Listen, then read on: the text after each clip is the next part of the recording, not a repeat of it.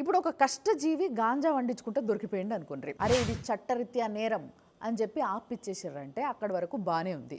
కానీ ఈ కష్టజీవి పోయి సార్ నేను దుక్కి దున్ని నారేసి నీరు పోసి మొత్తం పంట చేతికొచ్చే టైంలో మీరు ఇట్లా ఆపేయమంటే నేను 2 లారీల పంట వండించిన సార్, అదంతా ఏం కావాలి సార్, లాస్ అయిపోతా సార్, నేను అది వండించుకున్నదంతా అమ్మేస్తా సార్, దాని తర్వాత మాత్రం మళ్ళీ వండియాను సార్ అని అంటే దానికి ఓకే అని అంటారా ఎవరైనా? మరి ఈ ఓఆర్ఎస్ విషయంలో మాత్రం ఎందుకు న్యాయస్థానాలు ఓకే చెప్పినాయి? ఈ విషయంలో 180 కోట్ల స్టాక్ ఉండిపోయింది, అదంతా అమ్మేసుకొని నేను తర్వాత ఆపేస్తా అని అంటే ఎందుకు ఓకే చెప్పింది? డాక్టర్ శివరంజని గారు 8 ఏళ్ళు పోరాడి ఫైట్ చేసి ఈ ఓఆర్ఎస్ అనేది పిల్లలకి కానీ పెద్దలకి కానీ విషంతోని సమానము, అస్సలు తాగరాదు అని చెప్పి దానికోసం ఆమె ఫైట్ చేస్తే పాత స్టాక్ 180 కోట్లు అట్లనే ఉంది సార్, అది అమ్మేసుకుంటాము, అది అమ్మేసుకున్న తర్వాత ఆపేస్తామంటే కోర్టు పర్మిషన్ ఇచ్చిందంటే ఏందన్నట్టు? అంటే ఇప్పటికే జనాలని చాలా మోసం చేసి ఒక విషయాన్ని తాగిచ్చి పైసలు సంపాదించుకున్న వాళ్ళకి 180 కోట్లు ఇప్పుడు ఏమైనా లాస్ అవుతుందనే ఫీలింగా? దానికోసం మన పబ్లిక్ నోట్ల విషం పోస్తారా? అంటే ఇప్పుడు మన చట్టాలకి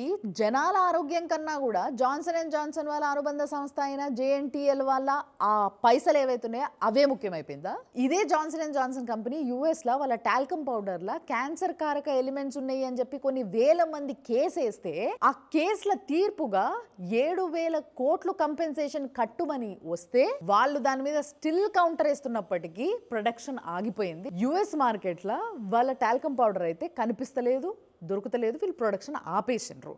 కానీ ఇక్కడికి వచ్చేసరికి మాత్రం పాత స్టాక్ మిగిలిపోయింది, దాన్ని మాత్రం మేము అమ్ముకుంటాము అని అంటే అందులో హై లెవెల్ షుగర్ ఉంది, అది చాలా డేంజర్ అని తెలిసి కూడా అమ్ముకొనిస్తున్నారు. ఫస్ట్ కాఫ్ సిరప్స్కి పర్మిషన్ ఇస్తారు, దానివల్ల పిల్లలు చనిపోయినారు అని తెలిసిన తర్వాత బ్యాన్ చేస్తారు. ఇప్పుడు ORS డేంజర్ అని తెలిసి దాన్ని బ్యాన్ చేస్తారు, మళ్ళీ పాత స్టాక్ ఉందని చెప్పి అమ్ముకోమంటారు. అసలు ఇండియన్స్ పరిస్థితి ప్రయోగశాలలో ఎలుకల కన్నా దారుణంగా అయిపోయింది.